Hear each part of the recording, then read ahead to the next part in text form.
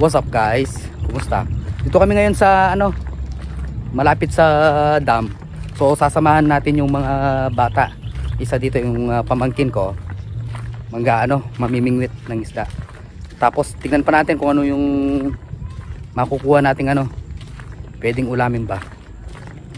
So, ayan sila guys. So stay tuned guys. Tignan natin kung ano yung makukuha natin.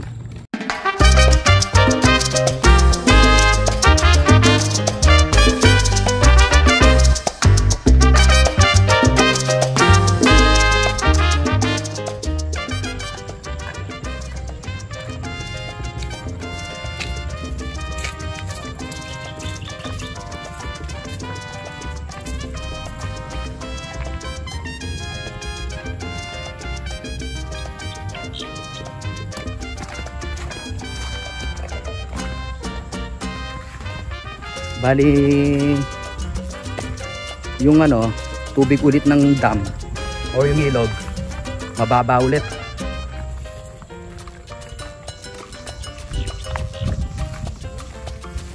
Kita na naman yung buhangin.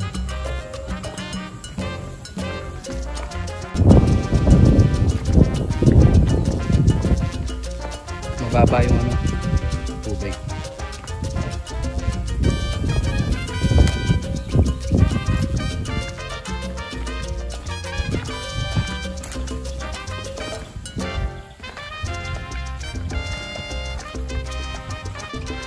So dati tao guys, sanay na silang mamingwit dito. Mga malalaking tilapia daw. Mga usually nakukuha nila dito. So tingnan natin guys kung ano yung makukuha natin. Kung sakali mang wala tayong makuha, meron pa ba namang alternative. Yung mga clams na sinasabi o yung snail or suso. Bababa na tayo.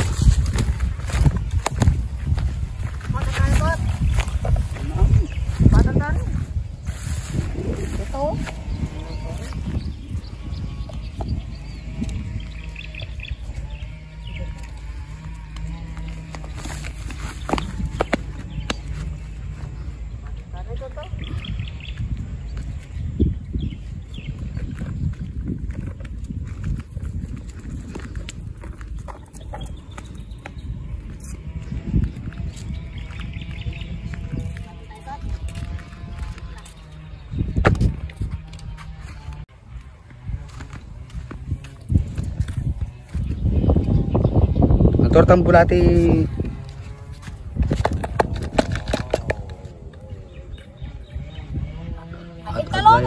Tagayan eh.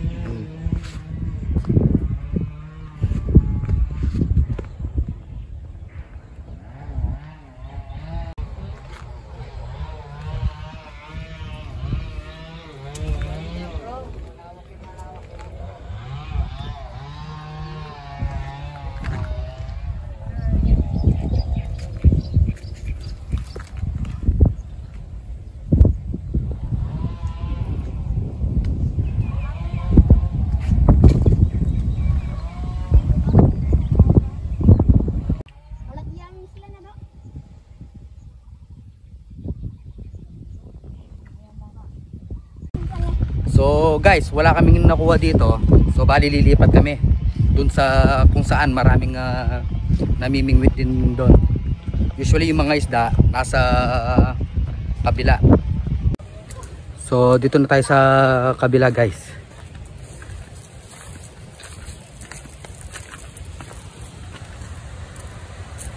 Dito guys, malalim yung yung tubig. Hindi katulad dun sa kabila.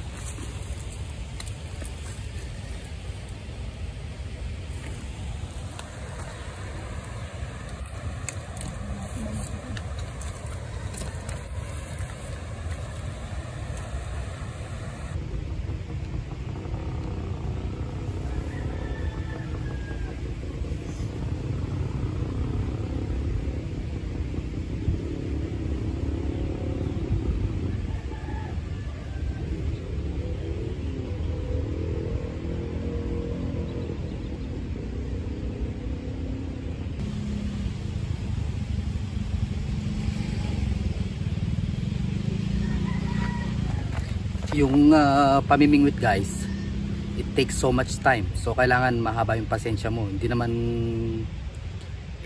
kakaano mo lang ng pamingwit, agad makakakuha ka na. So kailangan tiyaga din talaga yung pagkuha ng pamimingwit ng isda.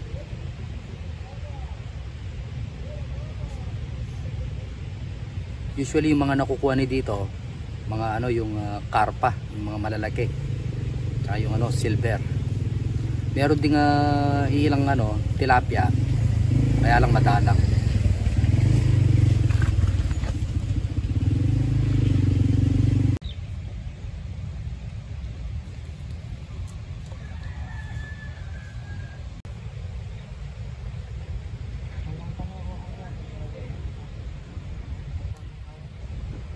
So guys, bali wala tayong nakuha dito.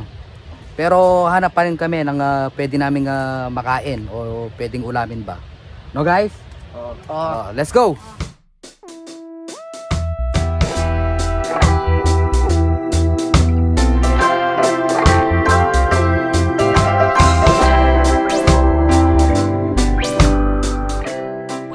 So guys, dito na tayo ngayon sa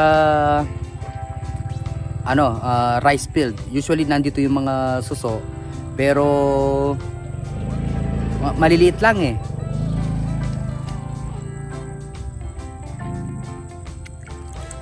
Ito mga ganito hindi to kinakain.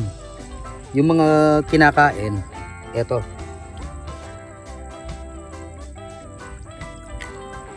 Ang problema guys,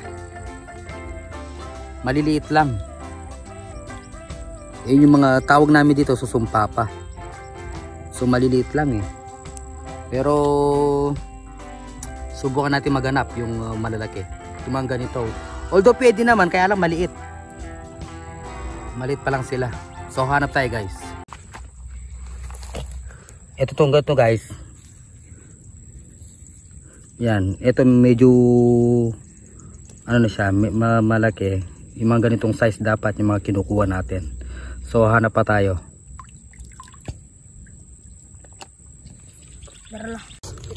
So yun dito guys, medyo malaki yun dito.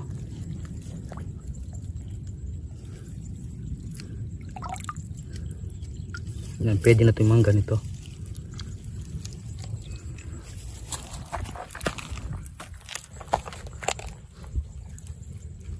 Ay niyo, name. Diba? Pusero. Kita ko man to, kaya ni ko banda man to nga ba? Sige. Ay tapaw, limpasan mo.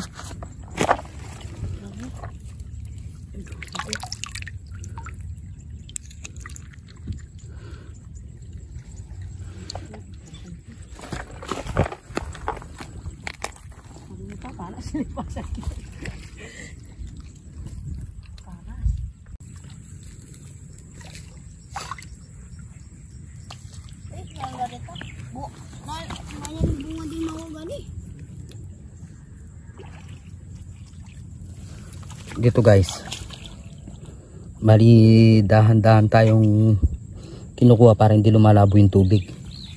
Usually kasi sa putikan tong mga to eh.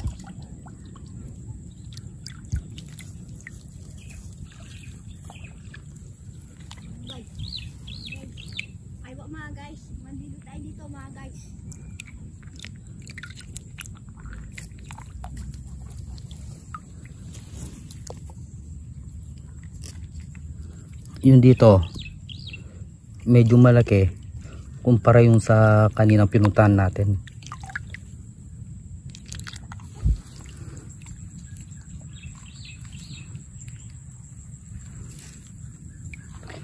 Meron magumpisa na kayang kanya no, kene bagya. Makakukuha na pala kaya niya baba. Ito guys, malaki. Ito pala. Malaki ito.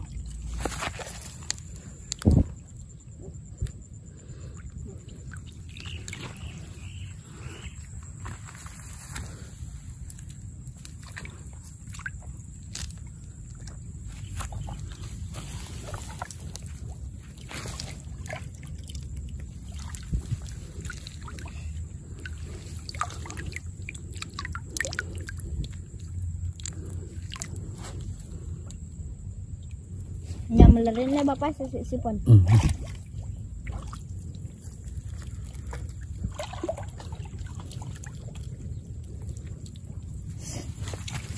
Hindi mo tayo ng iba lo. Nya. Ya tatapa niya kay sa balok Bapak pamiyara kita na. Nya.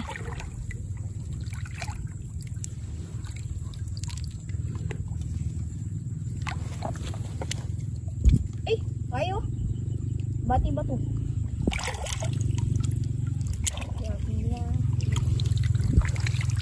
Ya susu. Ay tabalo na nito susuo ta pa.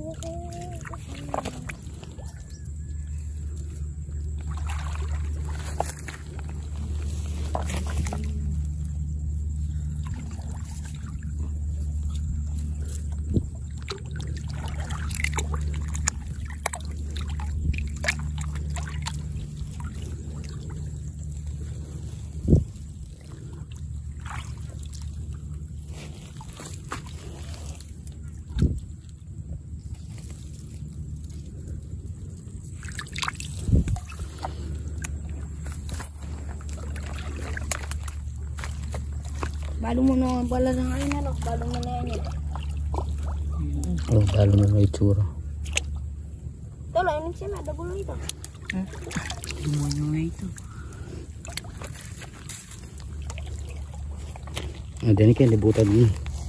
Tuan tulda.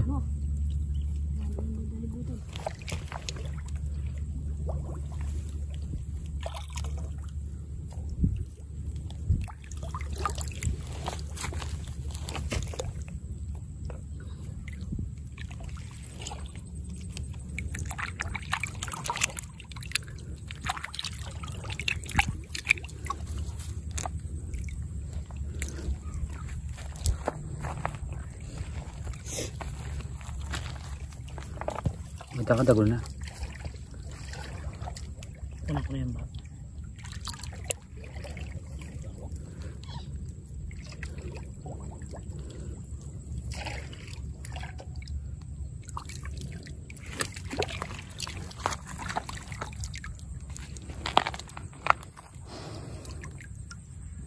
Pakatabada rin ni Gene, kalamanda.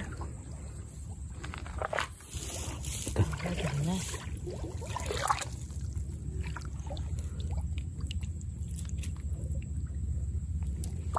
Loh.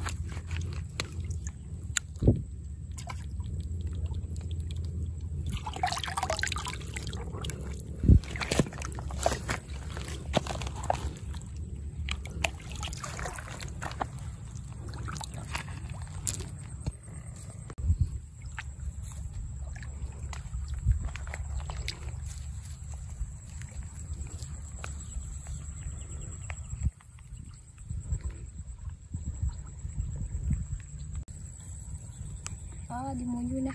Demonyo.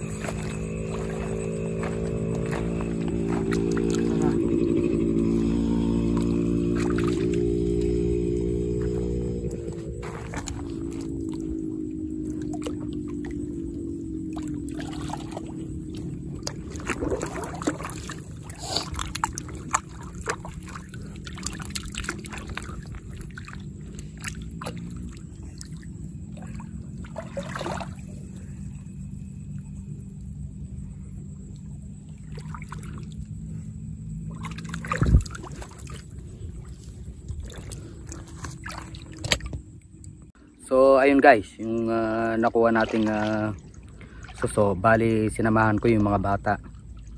So ayun, meron na silang pang ulam. Masarap yun, ano, nilalagyan ng gata. So yun nga, di man tayo nakakuha ng isda, at least 'di ba, hindi tayo na zero balance. May mga makuha pa tayong ano, snail. Actually guys, madalang na lang yung mga suso dito eh. Hindi katulad dati nung panahon pa ng mga sinauna. Maraming suso. Ngayon sobrang dalang na lang talaga. Tsaka siya nga pala guys, shout out kay Larry Boy De Rojas ng Italy, tsaka kay Ma'am Jiki ng Quezon City, tsaka the rest po ng mga solid viewers natin. Shout out po sa inyo, and ingat po kayo guys. So see you next vlog. Salamat.